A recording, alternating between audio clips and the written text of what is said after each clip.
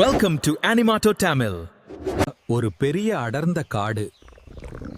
அங்கே சந்துருன்னு ஒரு நரி வசிச்சு வந்தது. அந்த நரிக்கு 2 நாளா ஒரு துண்டு இறைச்சி கூட கிடைக்கல. பசியில அதோட வயிறு கிர்ருன்னு சத்தம் போட்டுச்சு. இப்படியே இருந்தா பசியில செத்துடுவோன்னு நினைச்சு சந்துரு மெதுவா பக்கத்துல இருந்த கிராமத்துக்குள்ள நுழைஞ்சது. ஆனா சந்துரு போன நேரம் சரியில்லை. அங்கிருந்த ஊர் நாய்கள் அவனை பார்த்ததும் வள்வள்னு துரத்த ஆரம்பிச்சதுங்க. உயிருக்கு பயந்து ஓடின சந்துரு ஒரு பழைய சாயப்பட்டறைக்குள்ள நுழைஞ்சு ஒளிஞ்சுக்கிட்டான். அங்கிருந்த ஒரு பெரிய நீல நிற சாயம் இருந்த தொட்டிக்குள்ள சந்துரு தெரியாம தொபீர்னு விழுந்துட்டான். நாய்ங்க அங்கிருந்து போனதுக்கு அப்புறம் சந்துரு மெதுவா அந்த தொட்டியில இருந்து வெளியே வந்து பார்த்தான். அவனுக்கு ஒரே ஆச்சரியம்.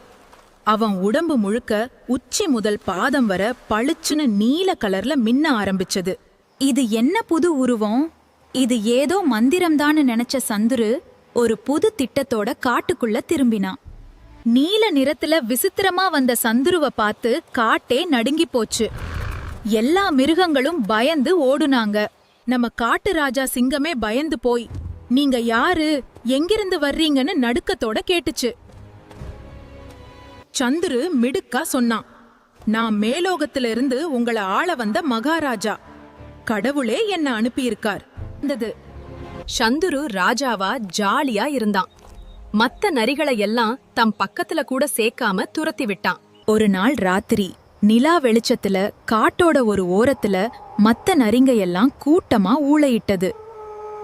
மறந்துட்டான். நரிகளுக்கே உரிய குணத்துல சந்துருவும் வாய தூக்கி ஊன்னு ரொம்ப சத்தமா ஊளையிட்டான். புலியும் சிங்கமும் கோபமா சந்துருவ துரத்த ஆரம்பிச்சதுங்க. சந்துரு உயிருக்கு பயந்து ஓடினான்.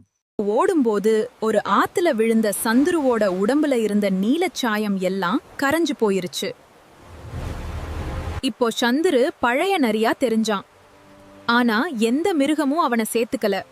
அவன் காட்டை விட்டு ஓடி போனான்.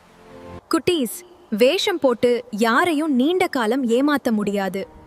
உண்மை ஒரு நாள் நிச்சயம் வெளிப்படும். இந்த கதை உங்களுக்கு பிடிச்சிருந்ததா? அப்போ மறக்காம நம்ம சேனலுக்கு சப்ஸ்கிரைப் பண்ணுங்க. அடுத்த சுவாரஸ்யமான கதையில உங்களை சந்திக்கிறேன். நன்றி.